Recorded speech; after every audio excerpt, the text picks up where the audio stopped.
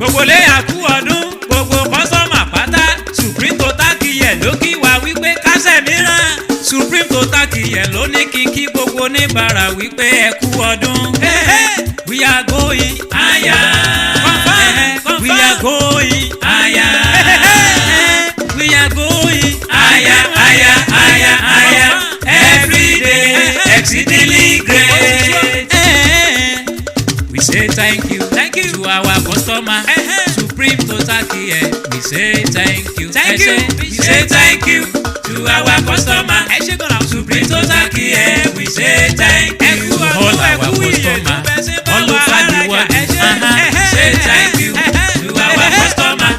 Supreme Total Care. We say thank you. Olusola Yusuf, Director of STC. We say thank you to our customer. We say thank you to our customer.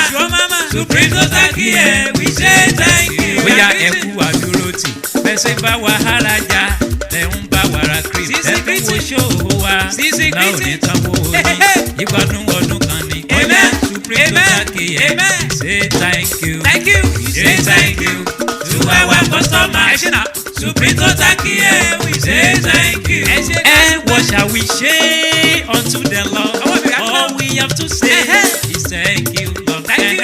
What shall I say unto the Lord? All I have to say is thank you, Lord. Olusola Yusuf ló sọ sí mi létí kẹ́lẹ́kẹ́lẹ́ pé kí n sọ fún gbogbo oníbàárà wípé ọ̀yá ẹ̀yin kọ́lẹ̀ ní ìbànújẹ́ Sátánì ló ní ìbànújẹ́. Bàbá kọ́lá ní ìbànújẹ́ Sátánì ló ní ìbànújẹ́. Sátánì kúrò kó kẹ́sẹ̀ sókè. A Merry Christmas. We wish you a Merry Christmas. Happy Christmas. We wish you a Merry Christmas. And Happy New Year to our customer. We wish you a Merry Christmas. We wish you a Merry Christmas. We wish you a Merry Christmas and Happy New Year. Supreme Total Care ló kí wa wípé ẹ ṣé ẹ kú ọdún o. Ẹ kú ọdún o. Ẹ kú ọdún o. Ọdún ayabo fún gbogbo wa o. Ẹ kú ọdún. Ẹ kú ọdún o. Thank you.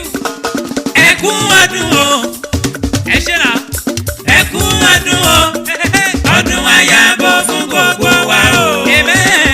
Ọ̀yá ẹ wí pé Kérésìmesì Kérésìmesì dé. Supreme Total Care ló kí wa wípé ká kú ọdún. Àbí olùgbàlà kan fún wa. Olúṣọlá Yusuf nílùú Bethlehem. Ọmọ Balógun dòdò dá wà. Ẹni tí yóò jọba ayérayé. Àwa sì ti rí ìràwọ̀ rẹ̀ láwọ̀ sánmọ̀. Àwa sì wà láti mú ẹ̀bùn. Wá fọ́ba tàbí lónìí. Kérésìmesì dé. Kérésìmesì dé. Happy Christmas. Àbí olùgbàlà kan fún wa. Nílùú Bethlehem. Ẹni tí yóò jọba ayérayé. Àwa sì ti rí ìràwọ̀ rẹ̀ láwọ̀ sánmọ̀. Àwa sì wà láti mú ẹ̀bùn.